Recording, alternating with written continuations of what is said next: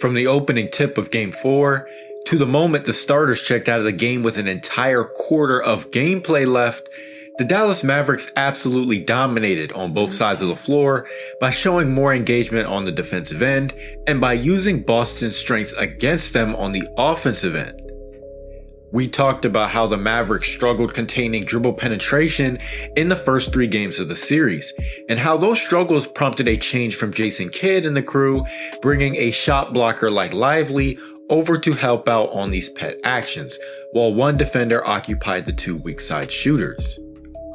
But in the second half of Game 3, Joe Mazzulla threw in a wrinkle, swinging the ball to the opposite side and setting a ball screen to force Dallas's rim protectors to cover the distance.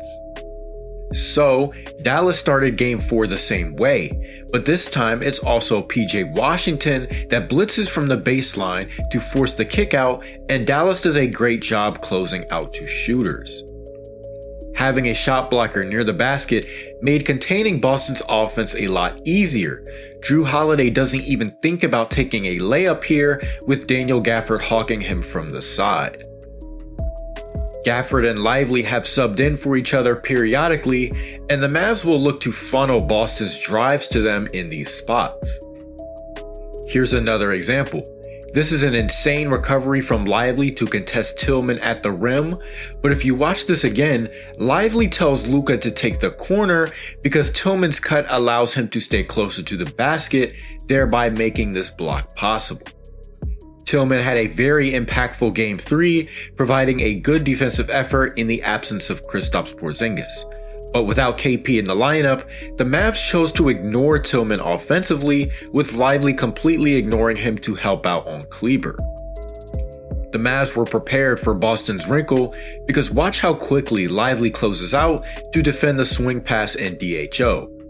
The Mavs team defense does the rest and they get the stop. Here's another play where Lively completely ignores Tillman, but is still ready for this cross-court pass and screen. And even though the Mavs defense gets put in rotation, the defense never fully collapses, and Luka's vertical contest at the rim here would make Tyson Chandler proud. Here's another play, where this time Lively overloads to help out on Josh Green, and when the ball rotates cross-court, the Mavs rotations are again on point, and it takes a tough layup from Tatum to even score. And defensively, the rotations are probably the biggest difference in the Mavs defense from the first 3 games to this one. The scheme didn't really change from Game 3 to Game 4, but you could tell there was a greater emphasis on rotating to the ball.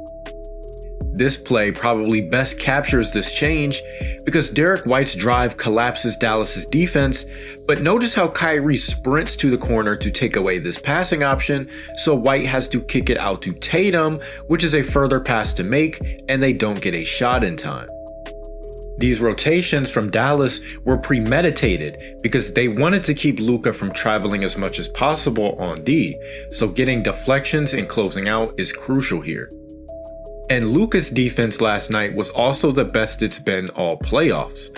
Boston was again looking to put him in the action, but on this play he moves his feet well to keep Tatum from getting the edge on his drive and forces him into a difficult step back. Here's another play where Luka gets brought up to guard Jaylen Brown, and again he stays firm, moves his feet well, and the Mavs force another contested 3. This time the C's look to get Kyrie in the action on Tatum, but notice how physical Kyrie is here, forcing Tatum to catch the ball well above the 3-point line, and his physicality is enough to bait Tatum into an offensive foul. Here's another great possession from Kyrie, where he stays with Jaylen Brown this time and is able to funnel him into Lively's help and force a shot clock violation. This time it's Maxi Kleber's turn to guard Jaylen Brown, and he slides his feet well and forces JB into a contested midi.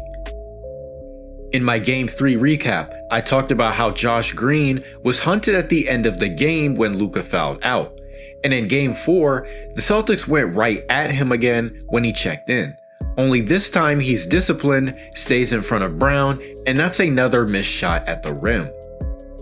Jaylen Brown tries him again in the second quarter, but Green doesn't bite on the hesitation move, and he's able to funnel him to the shot blocker Derrick Jones Jr. Even Daniel Gafford, who isn't known as a perimeter defender, had perhaps the most insane recovery play I've ever seen. Tatum's crossover has him leaning back on one leg, yet somehow he still manages to block this shot. The help side defense from rotation players also impressed me in this one. Kleber isn't known as a shot blocker, but affects Tatum's shot at the rim here. And on this play, Josh Green is almost early with his rotation here that he could have actually taken a charge, but I'm sure Jason Kidd and the Mavs will be just fine with a steal. Dallas held Boston to only 35 points in the first half, which was actually the lowest point total of any half they've had this season. But of course the adjustments didn't stop there, because offensively, the Mavericks actually owned the points in the paint in this one. In the first half, Boston only had 12 total points in the paint and restricted area to Dallas's 34. So essentially, Dallas had as many points in the paint that Boston had total points in the first half. The Mavs duo was again unstoppable, with Kyrie using his size and upper body strength to finish through contact, while Kyrie used his quickness and finesse to finish over the trees. In Game 3, I talked about how every shot felt tougher for Dallas, but in Game 4, Luka and Kyrie were able to get almost anything they wanted at the basket by leveraging their scoring gravity and unique physical gifts off of each other. Here's a play where Luka occupies the attention of Jrue Holiday off the ball, so when he swings it to Kyrie, he can quickly attack the distracted defense and finish in the lane for two. And did you catch Daniel Gafford? He works to get inside position in case the ball comes off, which is another way the Mavs were able to use Boston's switch-heavy scheme against them. Boston switches more than any team in the league, and in this series, they haven't deviated from that at all. Boston has played Tatum on Lively and Gafford to take away the lob. But the downside of putting the smaller Tatum on these bigs is that it leaves Boston susceptible to giving up offensive rebounds. The Mavs run this Chicago action on a sideline out of bounds, where the down screen and DHO puts the smaller Peyton Pritchard onto Gafford. And watch how Gafford waits and then fights to maintain inside position when the shot goes up so he can get the rebound. Here's another play where a loose ball puts Lively on Derrick White, and when the shot goes up, nobody on the Celtics is able to box Lively out, and he gets the rebound and draws free throws. Here's another play where, because the Celtics switch the pick and roll, Lively is matched up with Jaylen Brown in the dunker spot. That's a recipe for disaster, and when the shot goes up, he's the only one in position to grab the board.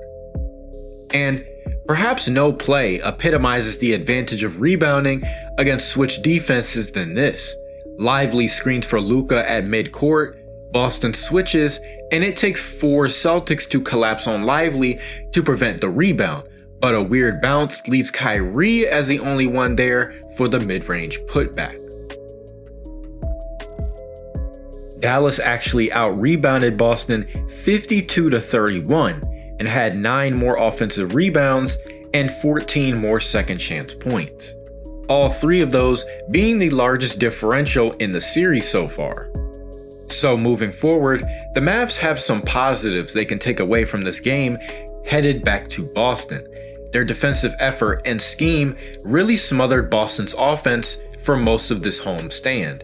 And by taking advantage of size mismatches in Boston's switch-heavy scheme, Dallas can punish them on the glass while also owning the points in the paint battle. It's still an uphill climb, as no team has ever come back down 3-0 in a series, but with last night's performance, the Mavs can now say they are at least one step closer. Thank you so much for watching this video. If you've made it to the end, make sure you like, comment, subscribe, and turn on post notifications so you never miss a video. Also, be sure to give me a follow on Twitter. It'll be linked in the description box below. And check out my breakdowns from the previous 3 games in this series if you're interested. Thank you so much for watching, and I'll see you in the next one.